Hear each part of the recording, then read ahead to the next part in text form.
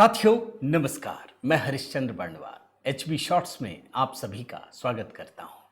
दोस्तों, आजकल पलटी मारने का जमाना चल रहा है। आपने कई सारी कहानियां देखी हैं दोस्तों। भाई, आपने विधायकों को पलटी मारते देखा है, आपने सांसदों को मारते देखा है, और एकाध घटनाएं क्या दोस्तों, कई सारी है। भाई आप देखिए, मतलब ये जो प्रक्रिया है वो टीएमसी क्या बल्कि आम आदमी पार्टी से शुरू हुई, फिर उसके बाद टीएमसी, फिर उसके बाद शिवसेना उद्धव ठाकरे वाली। मगर ये सांसदों की कहानी के बीच दोस्तों शंकराचार्य ने पलटी मार दी है। हाँ, आप बोलेंगे ये कैसे हो गया? और शंकराचार्य कौन? अविमुक्तेश्वरानंद। उन्होंने पलटी मार दी है दोस्तों। आपको मैं मुख्य कहानी बताऊं, पहले मैं आपको ये समझा दे रहा हूं कि ये कोई छोटी घटना नहीं है। अगर शंकराचार्य पलटी मारते हैं, अब कैसे पलटी मारी, क्या मारी? अच्छा, योगी जी के गुण गा रहे हैं, ये भी बड़ी बात है। आखिर ये सब क्यों चल रहा है? लेकिन पहले मैं आपको थोड़ा बैकग्राउंड दिखाता हूं दोस्तों, ताकि जो नई कहानी है, जो आज की लेटेस्ट कहानी है, वो आप समझ सके कि ये कितना बड़ा अंतर आया है अविमुक्तेश्वरानंद में, और आखिर क्यों आया है। पहले मैं आपको दिखाता हूं दोस्तों कि किस तरीके से ये जंग चल रही थी दोनों के बीच में। लगातार अविमुक्तेश्वरानंद दोस्तों, मुख्यमंत्री योगी आदित्यनाथ को आप देखिए, आपको मैं सिर्फ याद दिलाता हूं कि शंकराचार्य ने जब प्रयागराज में माघ मेला चल रहा था दोस्तों, तभी मौनी अमावस्या में ये चाह रहे थे एकदम वीआईपी दर्शन करें।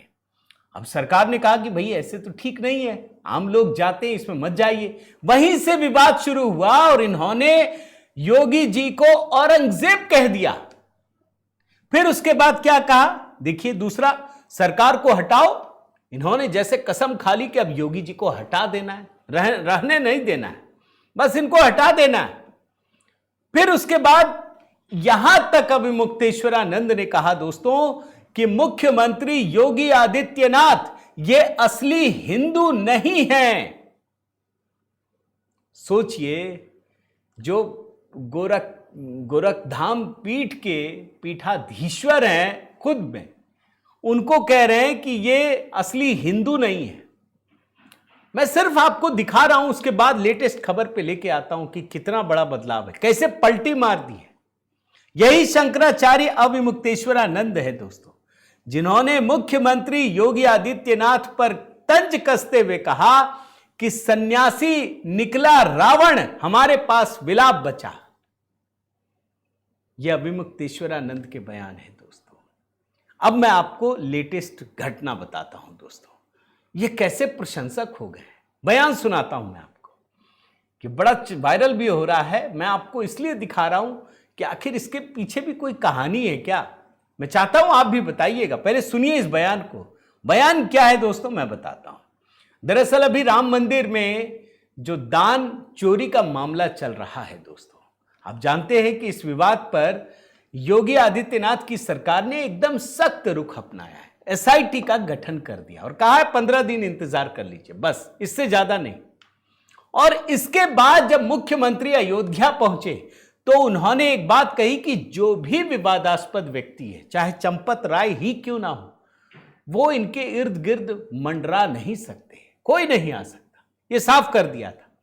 अब शंकराचार्य इसी की बात रखते हुए कह रहे हैं कि भाई योगी जी ने कमाल कर दिया, एकदम प्रशंसा में पीछे जा रहे हैं। आप बयान सुन लीजिए जरा। मुख्यमंत्री कहते हैं कि उनको मेरी मीटिंग में नहीं आना चाहिए। अब बात यह है कि मुख्यमंत्री ने ये जो निर्णय लिया है कि अयोध्या दौरे के दौरान चंपत राय को अपनी मीटिंग से अपने पास से दूर रखा, ये बहुत अच्छा कदम उन्होंने उठाया। हम इसकी प्रशंसा करते हैं, क्योंकि जिस समय किसी के ऊपर दाग है उस समय उसको पास बैठाने का मतलब ही अलग होता है। तो कम से कम इतना तो उन्होंने किया, ये अच्छा लगा है। अब देखिए ये बयान क्यों महत्वपूर्ण है दोस्तों, इस बात को समझिए। भाई, हमें तो पता है कि योगी जी काम कर रहे हैं तो अच्छा ही करेंगे। किसके लिए कमाएंगे, किसके लिए रखेंगे, आप सोचिए। इनको कोई लेना देना नहीं है। भाई, ये सन्यासी आदमी है। लेकिन अविमुक्तेश्वरानंद इस हद तक चले गए दोस्तों कि वो योगी जी की बुराई करने में उन्होंने कोई मर्यादा नहीं रखी। वो कंस, औरंगजेब, हिंदू नहीं, पता नहीं क्या क्या कह दिया उन्होंने। यहां तक कहा कि उससे बढ़िया अखिलेश यादव है। जिन्होंने राम भक्तों पर लाठियां चलवाई थी, इन पे लाठियां चलवाई थी, इन्हीं अविमुक्तेश्वरानंद पे, उनके गुण गा रहे थे ये।